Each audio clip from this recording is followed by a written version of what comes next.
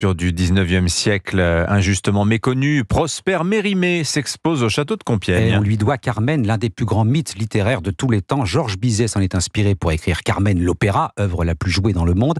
Prosper Mérimée était aussi archéologue, antiquaire. Il fut même inspecteur des monuments historiques. Le château de Compiègne lui rend donc hommage à travers une exposition en partenariat avec Europe 1. Reportage Marie Giquel. Son héroïne Carmen lui a échappé. On parle toujours de l'opéra de Georges Bizet, mais pourtant c'est bien Prosper Mérimée qui imagine en 1845 cette bohémienne omniprésente aujourd'hui sur les planches des opéras.